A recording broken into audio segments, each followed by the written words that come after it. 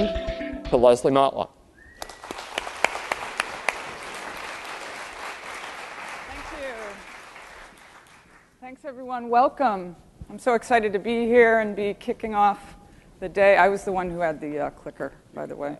Happy to be here and kicking off the day. What a beautiful, beautiful location for Delight. So I recently met this gentleman here. He's a hotelier. His name is Horst Schulze, and he was a co-founder of the Ritz-Carlton Company and was their president for a couple of decades. So he was the one who brought the 5-star luxury hotel experience really to the Americas over from Europe. And he's now in the process of creating a 6-star hotel experience, an ultra luxury experience, and creating a new 6-star category. And it was great to meet him and listen to him because, there's just a lot of wisdom that you learn from folks. And he basically has all these mantras that he teaches his employees. He trains his employees. And he is really kind of an old school guy. He's European. He's got a very, very thick accent. And he's the kind of guy who yells a lot, right? Not because he's angry or anything, but he's just really, really passionate. And so when he talks to his employees and trains his employees, he says, delight and deliver experience excellence, and you'll keep the guests. And he's constantly kind of yelling this, to his employees. And so I thought that was fitting because his passion, really exudes the importance of, delighting customers, designing great customer experiences so that you can deliver to your customers and your employees and to the business. So I'm going to talk today about 6 steps that Zipcar uses to design for delight, design customer experiences, and deliver for our customers. And before I do that, though, I want to talk a little bit about some guiding principles. The guiding principles are, we've got 3 guiding principles that I think are kind of foundational to those 6 steps. The first one is have a human-centered mission and have human-centered values. Mission and values, some people think, that's kind of cheesy, but having worked with them now for many, many years, they actually help, right? And if you want to be a company that's delivering delight, you really have to have human-centered, people-centered values and missions.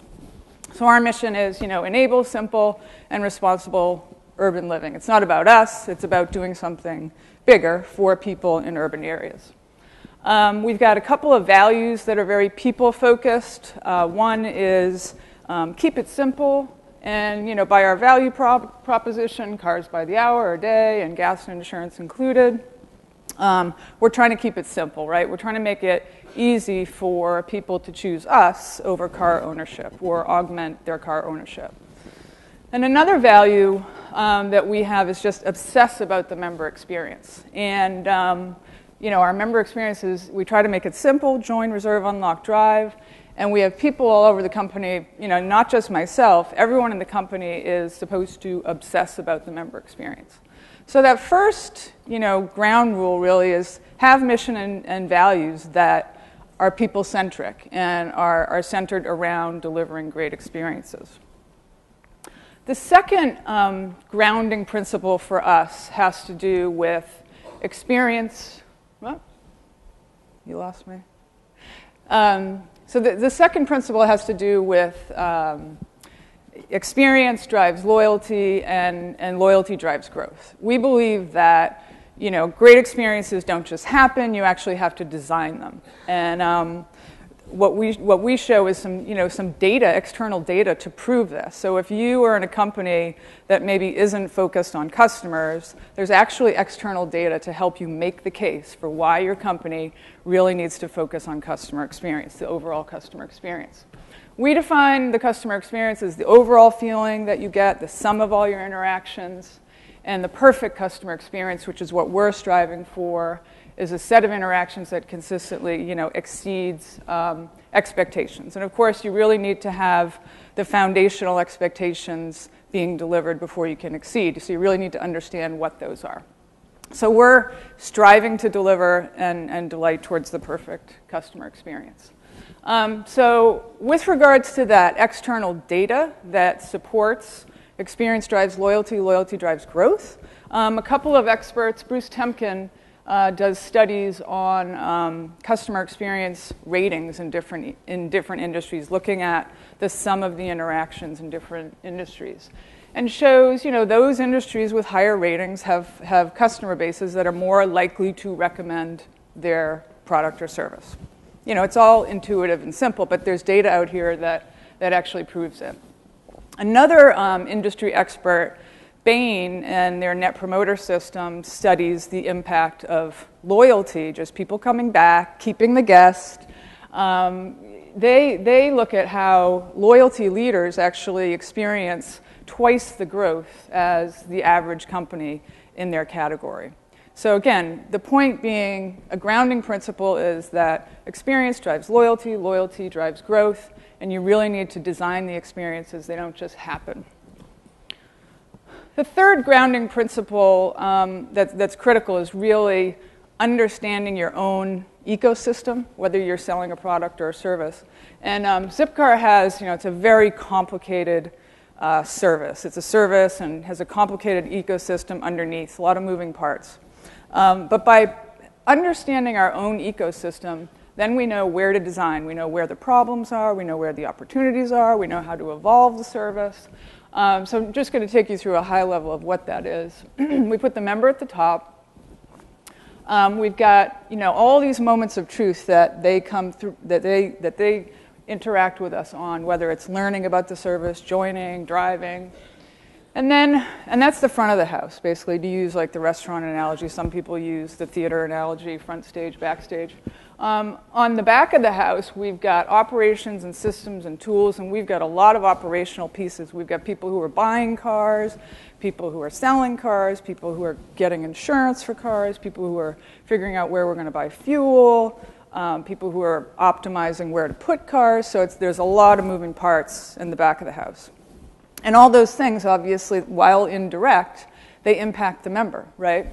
And how do we connect these? We connect them with the key touch points. So whether it's the location where you go to get your car, the car itself, a call center agent, the mobile apps, SMS, email.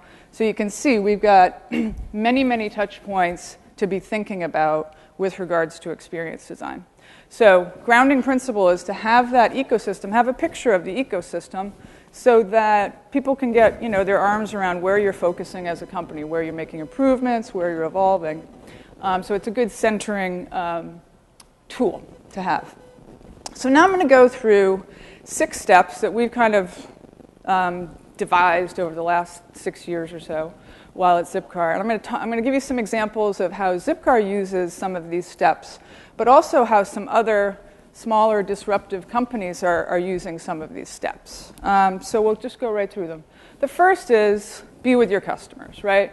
You need to walk in their shoes. It sounds obvious, and I know, to this room it's very, very obvious, but we spend a lot of time with our customers. We drive with them. We watch them drive. We sit in the back as like quiet little mice and watch them drive and watch them have fun and watch them have anxiety and confusion.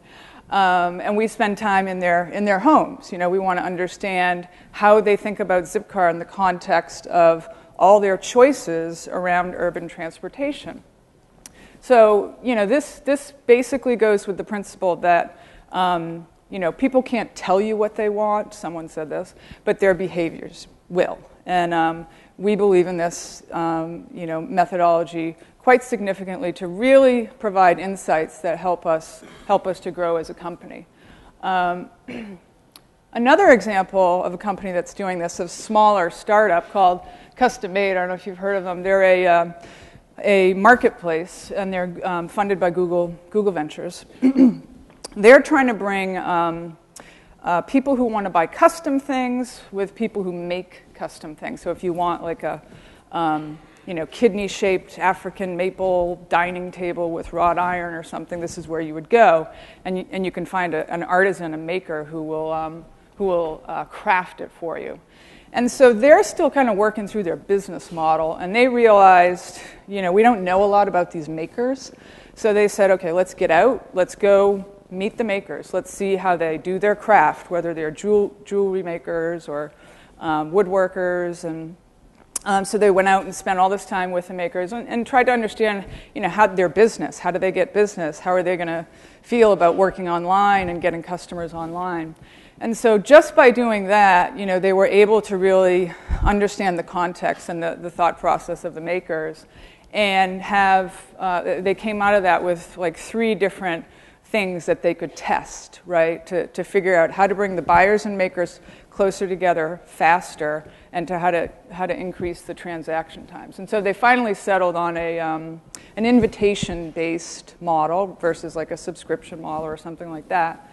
And basically what they've done is they've made, a better experience for the buyer, a better experience for the maker, and they've shortened the transaction time to an actual product being made, which means custom made gets a little piece of that transaction, right? So by being with their customers, they improve the experience. They delight for the customers, but they're delivering for their business as well.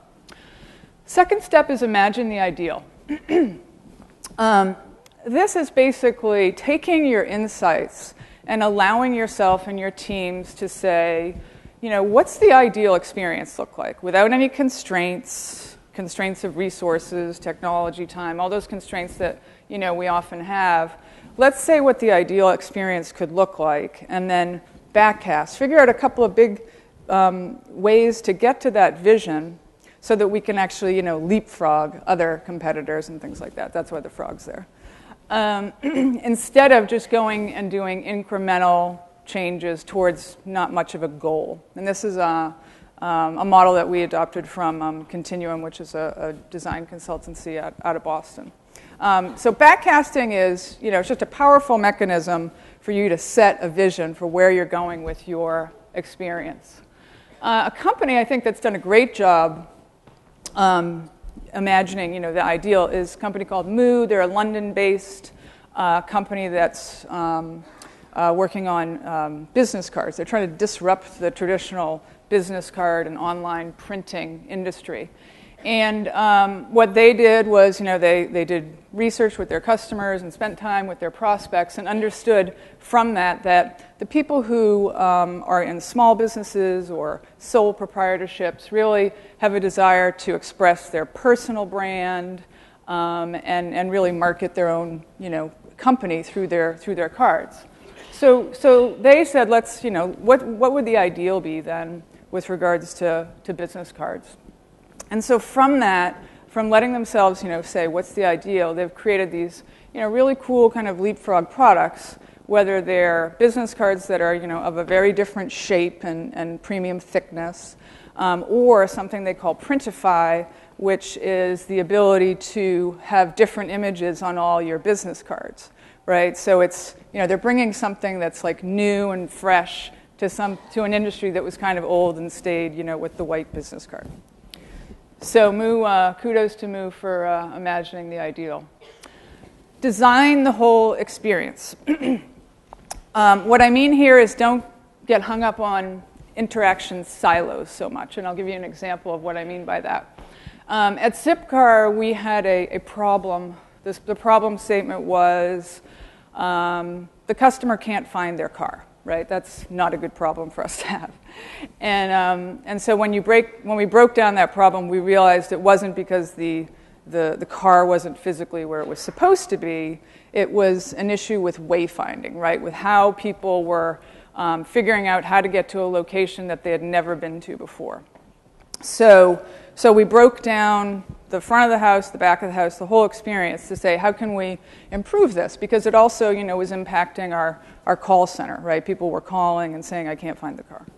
So we, on the front of the house side, we spent time with people, watching them trying to get to cars, following them around, not in a creepy way, but just, they knew we were following them. They said it was okay.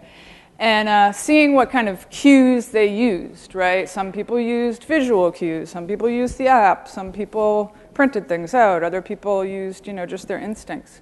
And, so the point was that there are different personas with regards to wayfinding, and we needed to provide more tools to people so that they could find their locations. So some of the things we did there on the member side was we went out and started to take photographs of all our locations. We take photographs of all the locations so that they're now in the apps. So you can see a location as you approach it or as you get to it.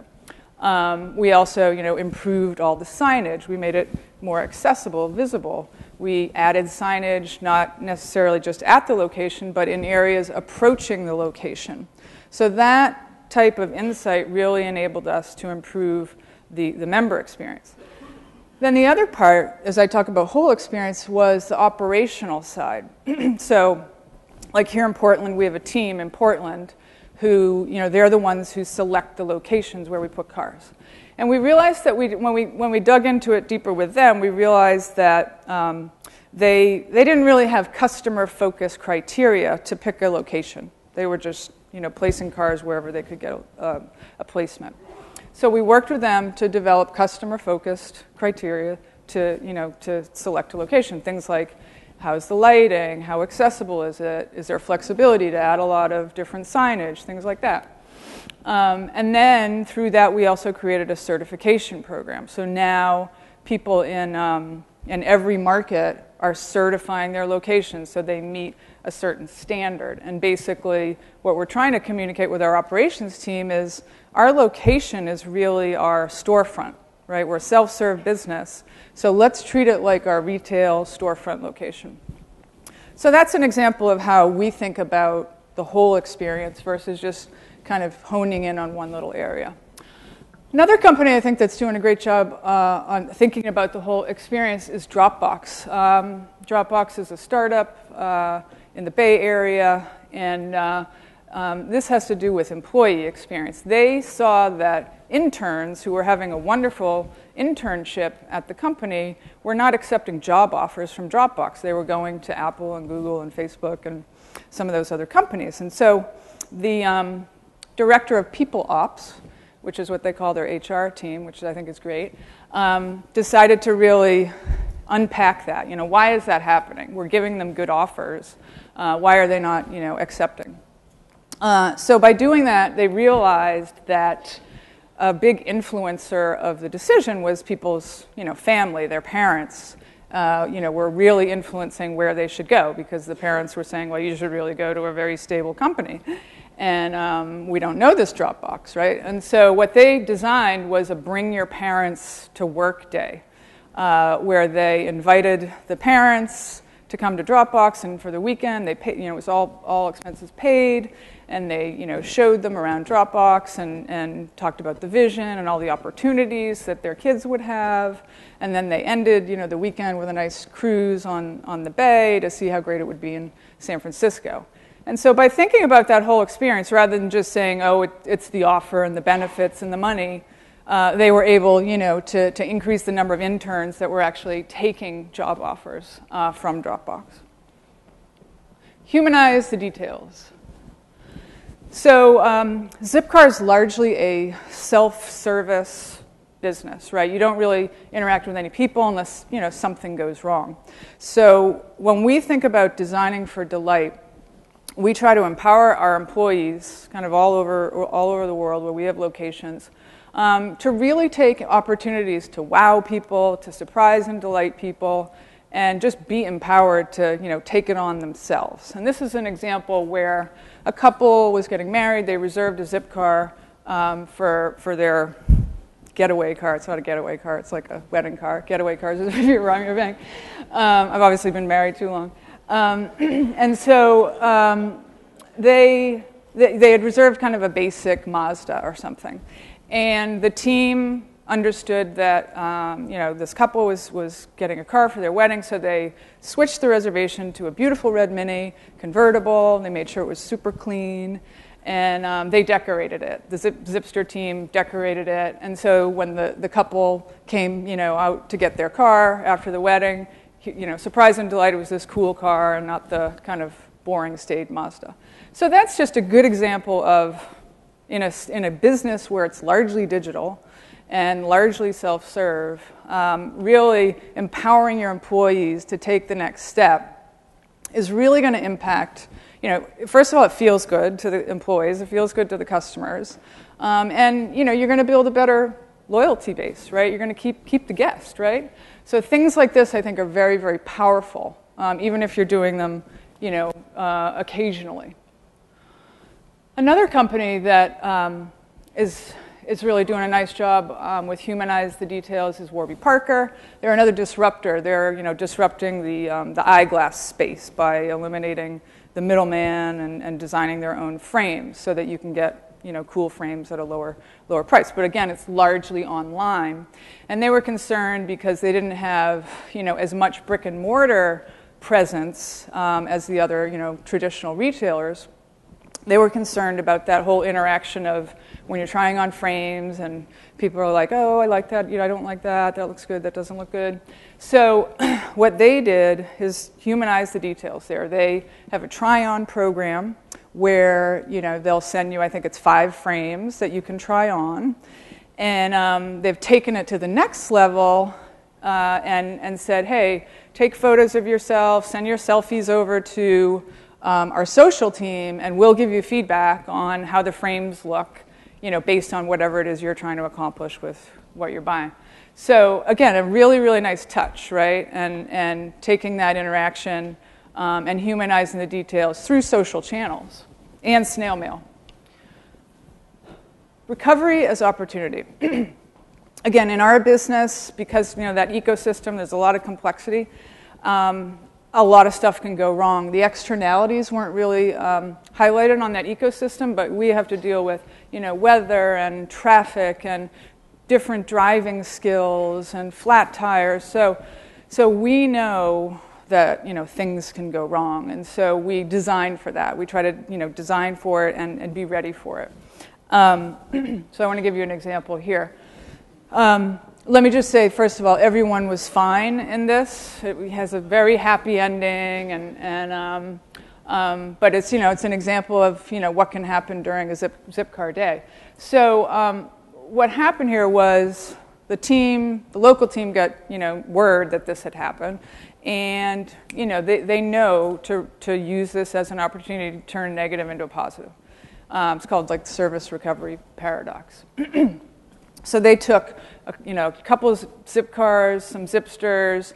One person got the bride and took her over to her wedding, which was on the Boston Common, and she actually got married. And then another person had a couple of Zipcars and some cold water. It was a real hot August day, and some snacks, and brought those to the duck boat people. And then also shuttle, if the duck boat people didn't want to wait around until this mess got kind of cleaned up, took them, back to their hotels and things like that. So just another good example of something has gone wrong, and how do we use recovery as a big opportunity? And then the last step is measurement, right? And just kind of doing it all over again. From a measurement standpoint, what we do as a company is we have a kind of a series of measurements. At a high level, we've got customer-focused measurements that everyone in the company can understand and get their arms around, things like overall experience and loyalty and things like that.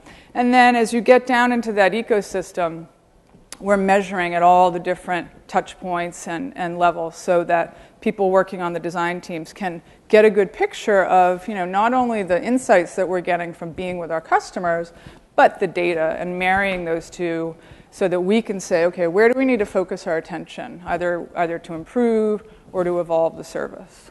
So measurement, is just a critical component for us. So those are the 6 steps that you can think about. You can use those and the guiding principles that I talked about. So you can use those to delight your customers, hopefully keep the guest, and deliver for your customers, your employees, and your business. Thank you.